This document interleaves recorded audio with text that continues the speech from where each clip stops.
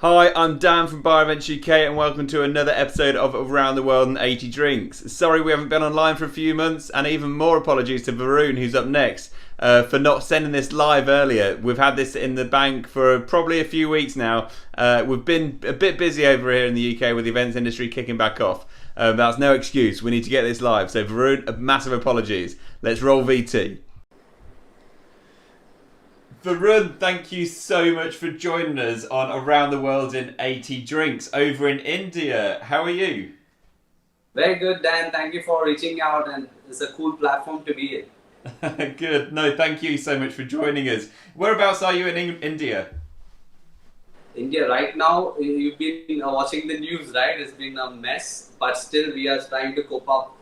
A lot of lockdowns all across India, hardly any state which is not going through a lockdown at this point of time. But slowly the F&B industry is picking back, and maybe by end of June we will see some betterment in the state. Yeah. And whereabouts are you living at the moment in India? What? Whereabouts are you based at the moment? What city do you live in? Okay, sorry. I'm based in Bombay right now. I'm basically from the south of India, but the last 14 years I'm in Bombay. Okay, great. Okay, cool. And tell us a bit about yourself. What's your experience in the bar industry? So I got just about 13 years or 14 years experience altogether in bar, various sectors of bar. Started as a flair bartender in Kerala, then moved to Bombay as a mixologist, or starting as an assistant bartender with the Four Seasons Hotel, one of the much famous bar in the country called Air Bar and Lounge, which is on the 34th floor. Then I went out from there after 7.5 years, joined Diageo as a brand ambassador. During this time period, before joining Diageo, I won World Class in 2013 and 14, somewhere like a stepping stone to be part of Diageo. Yeah. Then from there, almost a year, I was taking care of the West Zone along with the regional reserve brand ambassadors. After that, I had 3.5 years working with Gourmet Investments, which is one of the biggest F&B platform in India. Basically, your Pizza Express and Ministry of Crab, all these brands are bought to India by this brand. So recently, I shifted from the company and started my own consulting firm called Bar Bundle, which is into bar consultancy, R&D programs, maybe into social media services and things like that. It's a small universe, but you can multiply it, right? Yeah, absolutely. We were introduced to each other by Nick Ord, who's one of the first people on this show. How long ago was it you knew Nick? Nick, I know him since 2014. I know Nick since 2014. He's been one of my mentors, by the way, who taught me how to do brand ambassador roles. It is a completely different world from a bartender's perspective. Amazing. So about a little bit about marketing, how to write your emails. So Nick has been very instrumental in helping in a lot of aspects of how to take a brand ahead. Amazing. So at this point of time, if you ask me, I had also worked on a new product called in a can cocktails, which are RTDs in a can format, which is going to be the first of its category in Indian market. So we are launching it in Goa. So that is the latest news. Wow. Okay. Cool. And so what sort of goes on in the background to even start that project and get that project underway? So all this happened right in the middle of the pandemic, and there was so much of travel restriction. So it is almost 10,000 plus hours traveling by road to reach the facilities, do the R&D, do the correction, and getting almost 200 plus people to taste the drink for the final corrections and things like that. It has been a humongous task, but somehow the team is really good that all of us that work together. It's a small team, it's a startup. But it's been wonderful. Now it's from an Excel sheet, it is right in front of you as a product.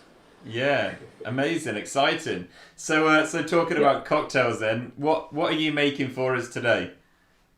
So since it's in India and we've been talking a lot, maybe on our personal chat about Goa and what is happening. it is sort of becoming the alcohol capital of the country, and every bars are or major bartenders are moving to Goa to open a new bar, and so many products are coming out of Goa. So thought do something which is a little bit um, like a homage to the Goan spirits. So if you heard about a particular spirit, do you want me to make the drink right away, or you want me I tell you to what, yes, I'll hand over to you, and you can make the drink and you can talk us through it. Okay, fine. That'll be great. Okay, so you know the basics, right? You will just have to get a nice glass, keep it aside. So the drink I'm going to make today is a take on a highball or on a Collins, you can say in that manner. But this is very much like a homage to a traditional drinking style in Goa. In Goa is a small state in towards the south of India, and they have a unique spirit called Feni. So this is a particular variant of Feni, a premium brand which is available in India, which is called Kasulo. So this is something maybe the nation can say one of what type of a spirit that comes from India. Maybe this can be an example of representing India. Okay, there is a spirit called Feni. So this is a variant which is made from coconut. Usually Feni is made with cashew fruit, which is not a fruit, but the deformation of the stem of the cashew tree. So this is a coconut Feni from the same company, which is actually infused with a particular herb called dukshiri, which is basically a coolant. You will see it in traditional medicines all across the country, and this brings in a lot of earthiness to the particular spirit. So this is a Feni from Goa, a coconut Feni. So how most of the time when the Feni season comes in, people usually drink the first press of Feni with something called like a lemonade and with some ginger and some chilies. This is a way of drinking tradition which is occurring in Goa, right? So taking those steps, I'm not going to make a boulevardier or an old fashioned, okay? I'm just going very traditional and very local, where they somewhere relate to the culture of this particular part of the country. So starting off is green chili. This is green chili is de-seeded green chili, because you don't need too much of heat inside your drink, or if you're making it out there, I know you, a lot of European friends who I have do not eat a lot of spices. So considering that I've taken off the seeds from this particular chili, is one of the spiciest versions that we have in India. A slice of ginger. Ginger, again, this nice heat, aroma, plus this particular sort of an earthiness that is added on to this particular drink. That's the reason there's a ginger sitting there. Just pressing it to release the flavor. Very simple.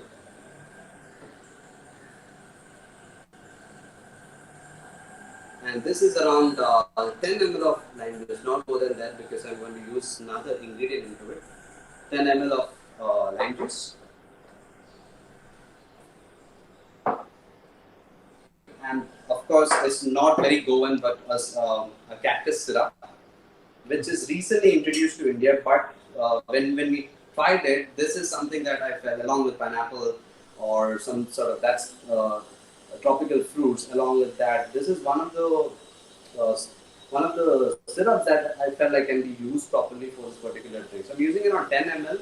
Not too much of sugar is required, so 10 ml and a little bit of cactus flavor is going inside. In India, we don't make tequilas, but we do have spirits which are made from cactus. FYI. Nice. Then, so this 4 ingredients just gone inside. There's chili, there's ginger, there is a little bit of cactus syrup and lime juice. And cactus and lime juice are in very minimal quantity, so that it don't overpower. The next one is the spirit. So I'm going to use around 45 ml of Casulo Fenny. Like I said, it's a coconut version of Fenny, one of the premium brands which are available in India. Maybe it will reach to the European market very soon, hopefully.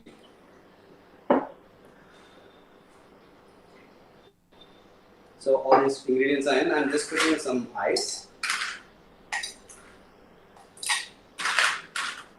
So one of the funniest factors to even to get Fenny in other parts of states are very difficult because of the restrictions of the government saying that it is a spirit that is bound to be present in that particular part of the country, that is Goa. So much of tradition, so much of things are happening. I think there is a group of people who are protecting Fenny also. It's a good thing to protect tradition.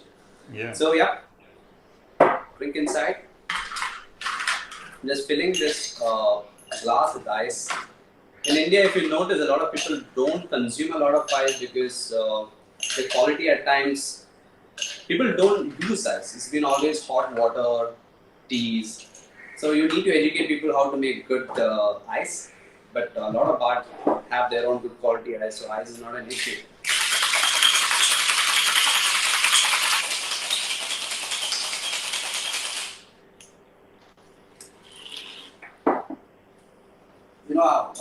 Then the way it smells is really good, like in the sense a lot of earthy aromas.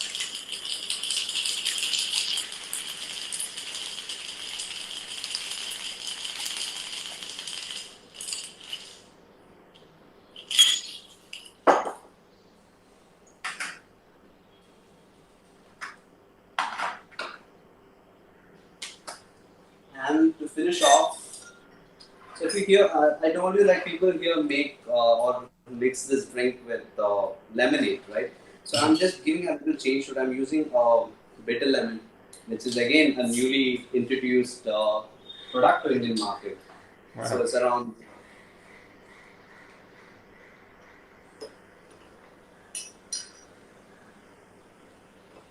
120 ml. So that is good enough.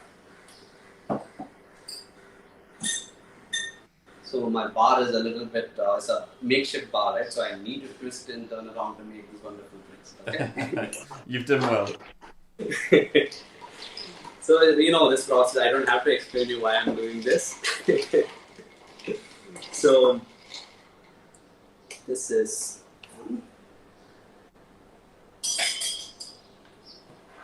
And of course, a garnish. So it's my house, no fancy garnish.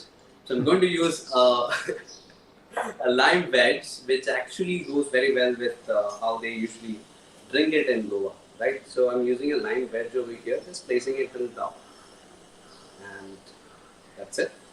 Drink is ready. Beautiful. What's it called? It's a custom. Hello. Hello. I was just. Sorry. Okay, what is it called? Yeah. Okay. It's a Fenny highball. Amazing. Well done. So I purposefully choose a drink because when I was thinking about making it, I was thinking maybe I'll do a old-fashioned style drink, or maybe something like a margarita, something with it. Then I thought, I have the spirit sitting at home. Why don't give you a version of a very local way of drinking? Yeah. At the same time, it can be premium also. Yeah. I absolutely love that. I speak to people all over the world, and I never even guide them on what to make. But people always choose something that's local to where they are, which I just find is absolutely awesome. Thank you so much. So that's the drink. It's very simple. I can send you the recipe. Yes, please. Yes, we'll post the recipe. How it can be done on. Maybe one day I can send you a bottle of Fenny. Oh, amazing! Even better. Yeah. So I know briefly we spoke about how COVID's affected the country, but we didn't go into too much detail. So tell us a bit about what's happening right now where you are as regards to COVID. COVID has been difficult since last 1.5 years, right? It has majorly affected a lot of hospitality people, like especially in the bar. The bars have been shut.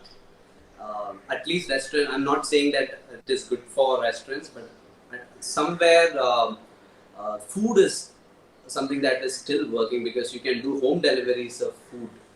The entire menu can be served, but alcohol delivery is unfortunately not as legal um in Indian market, except it is taken from a retail. Like if I have a shop, I can sell it, but not from a restaurant. Okay.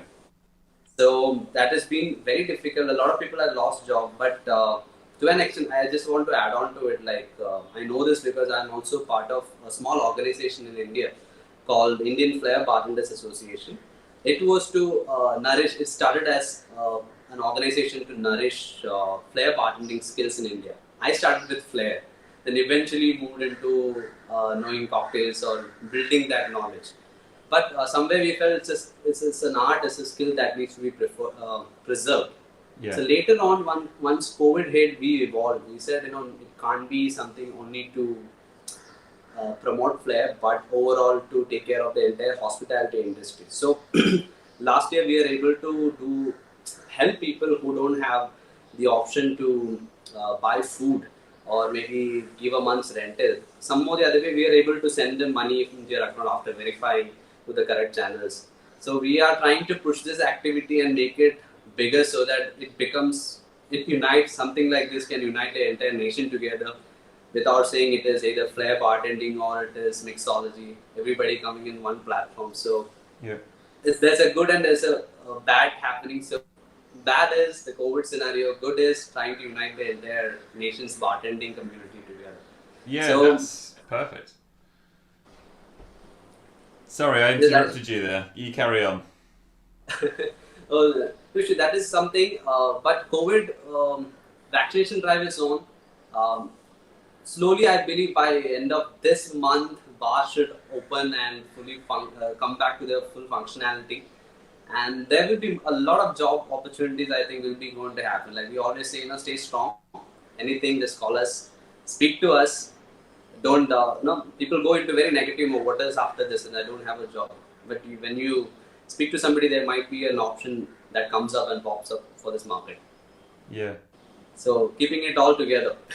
Yeah, well done. There's it's funny again through traveling the world virtually through around the world in 80 drinks.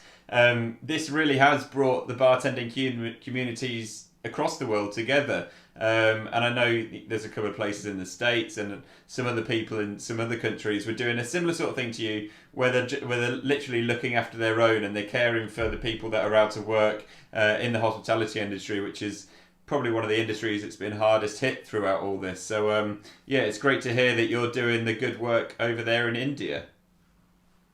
Yes, it's a group of people, but very happy to be part of it. Yeah, no, well done. Look, Varun, this has absolutely flown by. It's been a while since I've done one of these. I've had a couple of months off as we slowly get back